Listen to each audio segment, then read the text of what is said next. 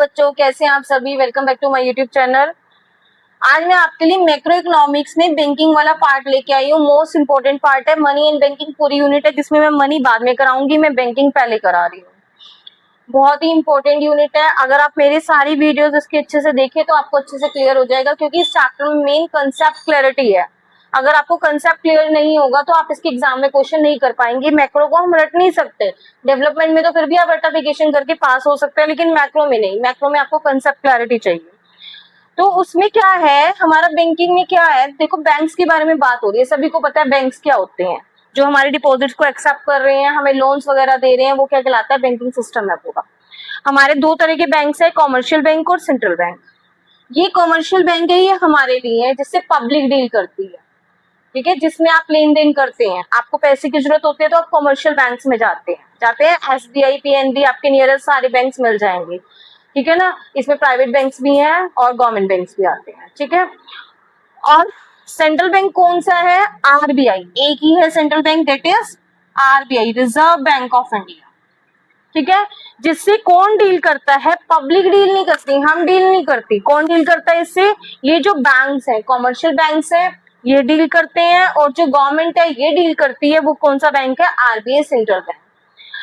तो इसमें पहले आपके चैप्टर में दिया हुआ फंक्शंस ऑफ कमर्शियल बैंक, जो आपके सिलेबस में से सीबीएसई सिलेबस में से डिलीट हो चुके हैं, तो मैं वो नहीं बता रही। वैसे तो वो मेनली उसमें यही दिया हुआ है, accepting of deposit, advancing of loans वगैरह। दो फंक्शंस है, प्राइमरी फंक्शन और सेकेंडरी फंक्शन।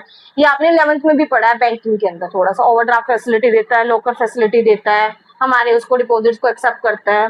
वैसे आपको नीड नहीं है, लेकिन चलो अगर आपको नॉलेज लेनी है तो आप थोड़ा सा उसे रीड आउट कर सकते हैं। अब बात करते हैं हम सेंट्रल बैंक की।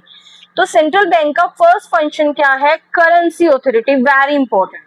इसका देखो एग्जाम में एमसीक्यू क्वेश्चन भी आ सकता है। फंक्शन तो एग्जाम में आना ही आना है। कोई एक फंक्शन डायरेक्टली भी पूछ सकता है, कोई घुमा के केस स्टडी में भी पूछ सकता है आपको, आपका एमसीक्यूज में भी पूछा जा सकता है। ये मतलब इसमें से ये 3 फंक्शंस है, मैंने भी ये 2 हैं, आगे ये 3 भी, अभी थर्ड भी कराऊंगी मैं आपको। तो इनमें से एक फंक्शन, सॉरी 4 फंक्शंस हैं, इसमें से आपको जरूर एक फंक्शन एग्जाम में आएगा ही आएगा, 110% आएगा। तो पहला क्या है, करेंसी ऑथोरिटी। करेंसी ऑथोरिटी का मतलब क्या है, सेंट्रल बैंक के पास क्या ऑथोरिटी है, हमारी करेंसी को इशू करने की ऑथोरिटी। करेंसी को इशू करने की सारा कौन करता है, आरबीआई करता है, और कोई नहीं करता। क्यों, एक ही को क्यों दी हुई ऑथोरिटी, ताकि होमोजेनिटी आए, एक जैसा आए। भाई अगर हम अलग अलग उसको दे दे कि तू भी सबको ऑथोरिटी दे दे, तो क्या होगा, एक तो जो लोगों का विश्वास है वो खत्म हो जाएगा, और एक होमोजेनिटी नहीं आएगी। कोई कैसे नोट छापेगा, कोई कैसे नोट छापेगा, तो हमारा एंटायर सिस्टम जो है वो खत्म हो जाएगा मनी का, ठीक है। तो आप क्या करोगे, जैसे कपड़ों में नखरे करते हैं ऐसे नखरे करेंगे, ये वाला नोट नहीं चाहिए, ये वाला नोट चाहिए, नहीं। उसको एक जैसा रखने के लिए, नोट कैसा भी हो आपको पसंद है, आपको पर्पल कलर, आप बहुत अच्छे अच्छे कलर आ रहे हैं, जैसा भी आपको पसंद है, तो करेंसी ऑथोरिटी। लेकिन किसको छोड़ के, ये बहुत इंपॉर्टेंट चीज है, 1 रुपये और नोट्स और कॉइन्स को छोड़ के आरबीआई इशू कर सकता है। वो कौन करता है, मिनिस्ट्री ऑफ फाइनेंस करता है, फाइनेंस मिनिस्ट्री। क्लियर है। और बाकी सब पे जितने भी नोट्स आप उठा के देख लीजिए, आरबीआई का जो गवर्नर होगा उसके साइन होंगे। तो इसके पास क्या ऑथोरिटी है, करेंसी ऑथोरिटी है। सेकेंड नंबर पे है bankers to the government. Very important, ये भी पूछा जाता है, ये भी कोई सा भी एग्जाम में आ सकता है। वो क्या करता है, गवर्नमेंट के लिए ऐसा बैंकर काम करता है। जैसे कमर्शियल बैंक हमारे लिए बैंक का काम करते हैं ना, पब्लिक के। भाई मैंने अकाउंट खोलना है तो मैं कहाँ जाऊंगी, कमर्शियल बैंक में, एसबीआई, आरबीआई थोड़ी जाऊंगी मैं अकाउंट खोलने। लेकिन गवर्नमेंट को अपना, गवर्नमेंट का पर्सनल अकाउंट की बात नहीं कर रही, मोदी जी का पर्सनल अकाउंट या योगी जी का पर्सनल अकाउंट की बात नहीं कर रही। जो एज अ गवर्नमेंट उनका बैंक होगा वो कहाँ पर होगा, कौन सा बैंक है, सेंट्रल बैंक। जितना भी आपने गवर्नमेंट बजट में आपने वो पढ़ा है ना, एक्सपेंडिचर रिवेन्यू आ रहा है सारा, वो सारा कहाँ होता है, इनका सेंट्रल बैंक में होता है, ठीक है। तो गवर्नमेंट के लिए एज अ बैंकर काम करता है। 3 फंक्शन करता है गवर्नमेंट के लिए, as a banker, as an agent और as a financial adviser. As a banker क्या काम करता है, इनकी जितनी रिसिट्स एंड पेमेंट्स आती है वो ये एक्सेप्ट करता है। सारा जितना पैसा आ रहा है गवर्नमेंट के खाते में, आप टैक्स की फॉर्म में पैसा दे रहे हैं, नॉन टैक्स की, सारा पैसा कहाँ जाता है, कहाँ गवर्नमेंट अपना अकाउंट खोल के रखती है, आरबीआई में। वहां पे सारी रिसिट्स जाती है और पेमेंट्स भी वहीं से आती हैं। जो पैसा जैसे आपके पास सब्सिडीज वगैरह आ रही है, कुछ भी आ रही है, तो वो सारा आरबीआई के थ्रू आता है। वो एज अ बैंकर काम कर रहा है उसके लिए। और loans and advances to government for temporary periods. अगर गवर्नमेंट को टेम्परेरी पीरियड्स के लिए लोन एडवांसेस चाहिए, पैसा चाहिए, तो हम तो कहाँ जाते हैं, कमर्शियल बैंक। अब गवर्नमेंट कहाँ जाएगी, आरबीआई। दूसरा है एजेंट। एजेंट की तरह क्या काम करता है ये, अगर बैंकर टू द गवर्नमेंट आ जाता है तो आपको ये पूरा लिखना पड़ेगा, ऐसे निकलने दो भाई। As an agent, as a banker समझ में आ गया क्या काम करती है आपको। फिर है एजेंट। एजेंट की तरह क्या काम करती है, जितने भी पब्लिक डेब्ट्स होता है उसे ये मैनेज करती है। तीसरा है एज अ फाइनेंशियल एडवाइजर। ये एक फाइनेंशियल एडवाइजर की तरह काम करती है। कोई भी फाइनेंशियल एडवाइजर काम करती है कि कोई भी फाइनेंशियल एडवाइस गवर्नमेंट को चाहिए होगी, कोई भी इकोनॉमिक मैटर्स पे, मॉनेटरी मैटर्स पे, डिमोनेटाइजेशन की जैसे प्रोसेस हुई थी आपकी, कोई भी फाइनेंशियली एडवाइस चाहिए तो किसके एडवाइस कौन करता है, इसे गवर्नमेंट को आरबीआई करता है। क्लियर हो गया होगा यहाँ तक। तो पहला फंक्शन है, मैंने 2 फंक्शन बताए भी, currency authority, bankers to the government. Bankers to the government के अंदर 3 फंक्शंस है, as a banker, as an agent और as a financial adviser. Bankers, bank and supervisor. Third function क्या है, बैंकर्स के लिए बैंक का काम करता है और सुपरवाइजर का काम करता है, सुपरवाइज करता है। ये बहुत इंपॉर्टेंट फंक्शन है ये भी। बैंकर्स, बैंक एंड सुपरवाइजर के अंदर पहला फंक्शन आता है कस्टोडियन ऑफ कैश रिजर्व्स।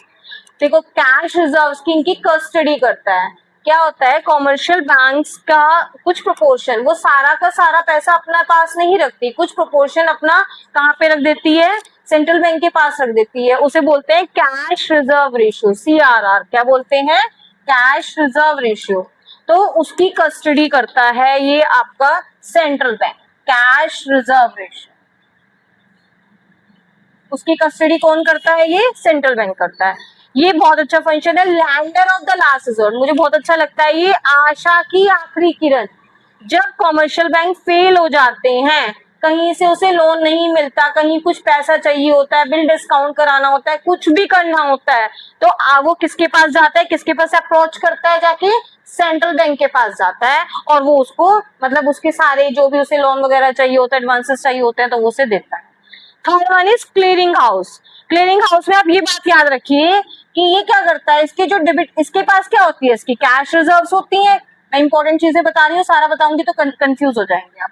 इसके पास क्या होती है, सेंट्रल बैंक के पास कमर्शियल बैंक की कैश रिजर्व्स होती हैं। तो उनकी जितनी भी उनके पास उनके जैसे हमारे क्लेम्स है, हमारे पैसा है कमर्शियल बैंक के पास है, तो हमें किसी के अकाउंट में जमा करना है, निकालना है, पैसा विड्रॉ करना है, इंट्रोड्यूस करना है, तो हम क्या करते हैं, ऑनलाइन बैंकिंग है हमारे पास, तो हमारी डेबिट क्रेडिट करता है ना बैंक। ऐसे ही उसका डेबिट क्रेडिट कौन करता है, क्लियरिंग हाउस का मतलब है उसका डेबिट क्रेडिट कौन कर रहा है, कमर्शियल बैंक का, सेंट्रल बैंक करता है। जो कमर्शियल बैंक हमारे लिए फंक्शन कर रहा है, सेंट्रल बैंक कमर्शियल बैंक के लिए कर रहा है।